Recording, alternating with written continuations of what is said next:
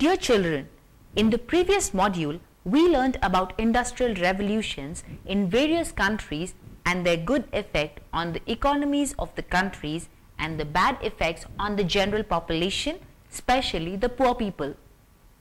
The introduction of machines had thrown so many people out of jobs. The population was exploding and there were unhealthy and unhygienic conditions prevalent everywhere.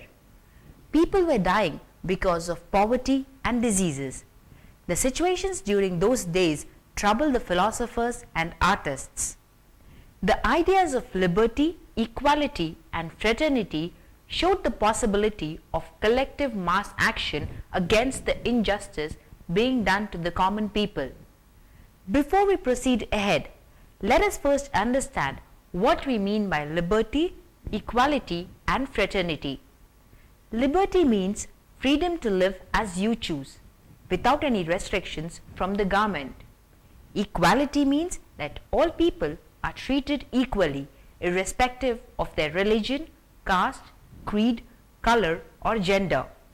Fraternity means a feeling of brotherhood, a unity between people, irrespective of their differences. Just like all of you in the school study and play together, irrespective of your religion and caste. In England, protests against harsh working conditions was increasing. More and more people were getting together and asking for their rights. They wanted their right to vote, but the government refused to grant it. England was at war with France during 1792 to 1815, due to which the trade between England and Europe was disrupted. Factories were shut down and inflation was rising.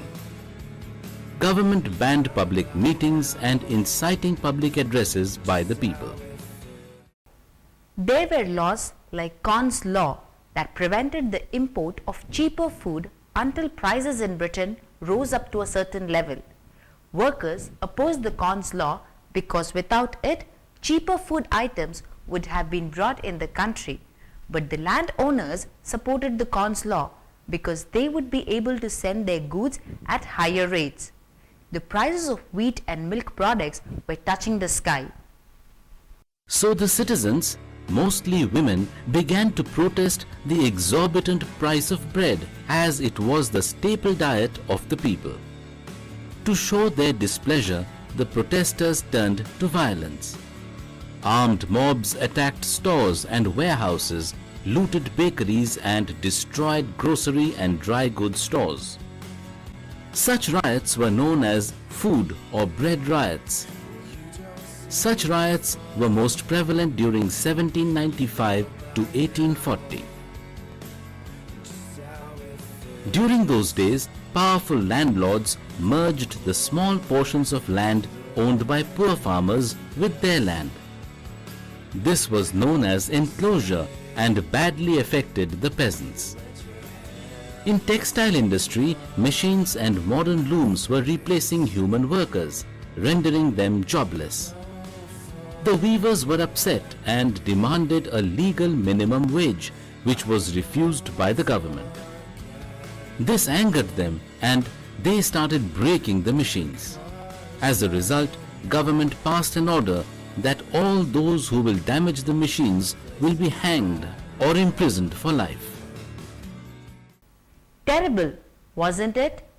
Well, then came Luddism, a unique kind of protest under the leadership of General Ned Ludd.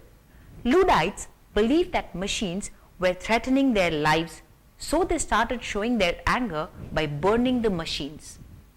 Mobs roamed the industrial towns of northern England, smashing looms and frames and burning factories. In 1812, Frame Breaking Act was passed, which made the breaking of frames punishable by death. Many Luddites members were not ready to sacrifice their lives, so they left the group.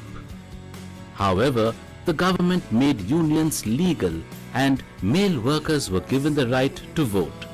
So the movement of the Luddites slowly became pointless and died down.